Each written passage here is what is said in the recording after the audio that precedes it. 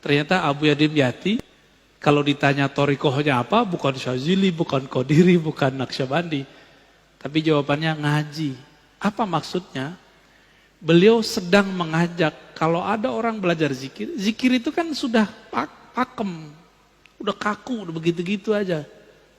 Orang yang zikir, kebakar Pak. Kalau dia cuma zikir, penawarnya adalah taklim. Jadi kenapa banyak, mohon maaf ya, orang belajar zikir kemudian jadi aneh-aneh, karena dia nggak ngaji. Itu yang dimaksud oleh Abu Yadim Yati. Maka murid-murid beliau yang ngaji terus bertorikot pasti pada waras seperti Bapak. Tapi kalau yang cuma zikir-zikir doang, wah itu udah nggak jelas tuh. Jalan, rambut udah nggak keurus, kemana-mana, udah nggak jelas. Karena dia sudah masuk ke alam lain, dimensinya bukan dimensi ini lagi. Udah nggak bisa balik, susah baliknya. Maka beliau menyindir orang-orang yang mencukupkan torikoh itu dengan hanya ambil wirid, zikir, kebakar Pak. Zikir itu panas, coba aja zikir. Allah, langsung hangat tuh. Hangat langsung. Kalau melewati dosisnya, bisa kebakar badan kita. Ini ibarat saja. Seperti orang kebakar amat teks. Jadi ini saling tawar-menawar. Ngaji doang, garing. Benar gak? Maka orang yang jago baca kitab, tapi tidak ahli wirid, garing ilmunya. Bosan kita dengernya. Ustadz ini ngoceh doang. Gitu. Kering, kita gak merasakan sentuhan kolbunya. Maka ini harus dijamak, digabung. Itulah thariqah kiai-kiai kita, abuya-abuya kita zaman dulu.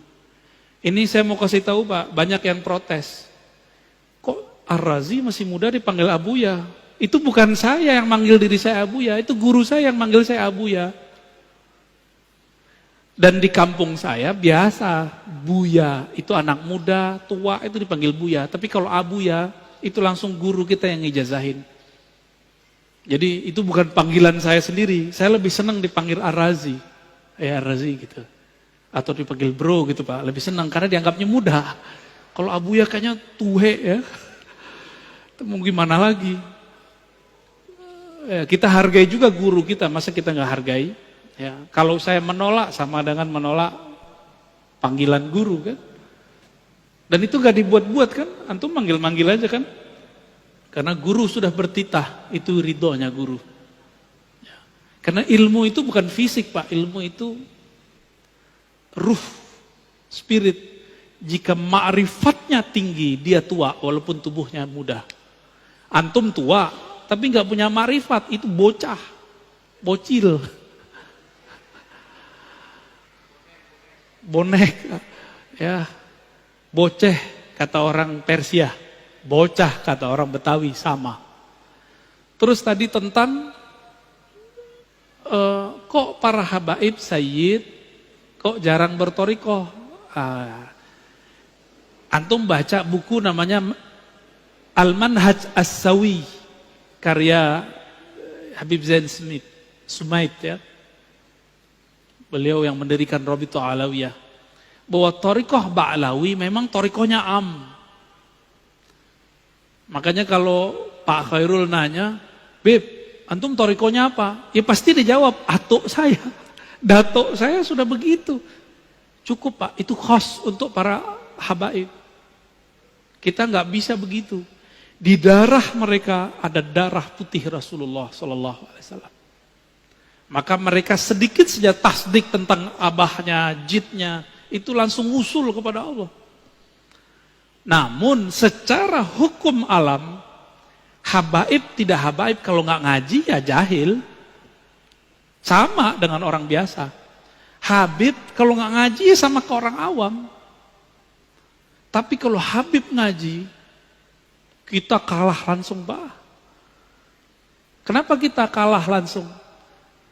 Karena dia punya mahabbah yang tinggi kepada jin-jinnya dan Sayyid al-Alamin baginda Nabi Muhammad SAW. Kalau kita kan mencoba mencari rasa dulu. Mencari rasa dulu. Tapi untungnya Nabi menyebutkan nasab itu ada dua. Ada nasab warasah, ada nasab jisim. Ahlu bait. Maka ahlu bait ini ada dua. Ahlu bait biologis. Bin, Asegab, Atos, Adat, Aidrus. Ada 200 ya. Berapa tuh? Banyak banget itu.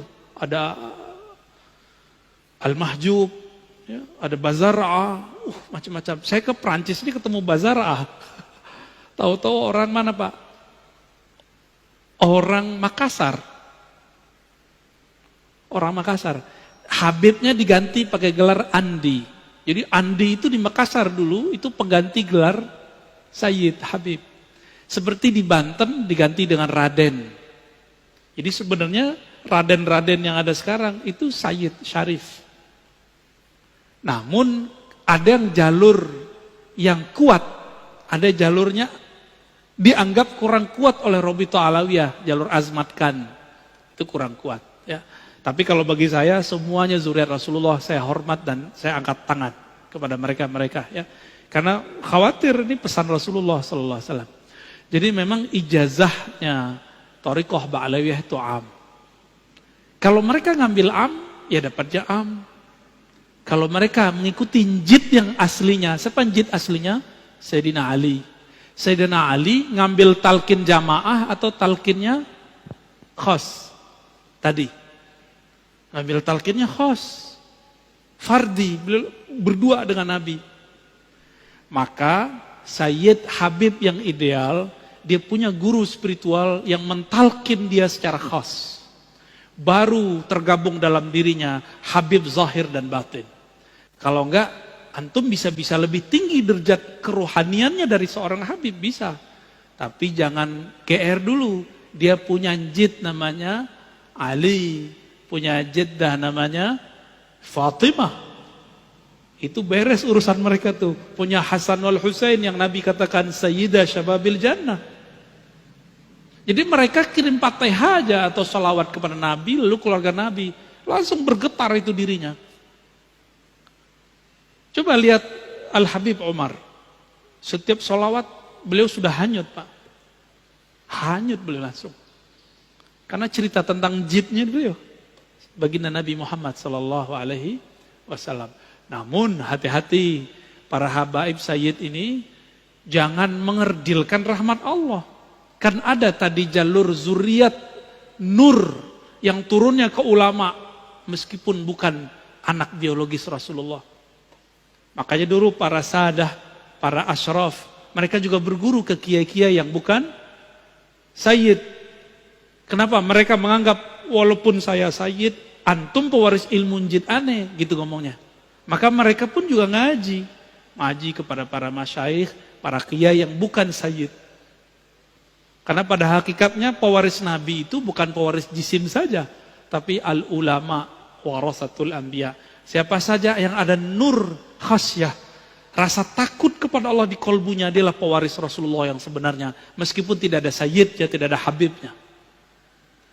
Jika nanti dikumpulkan di hari kiamat, yang pertama Nabi panggil ya dia. Kira-kira begitu, ya.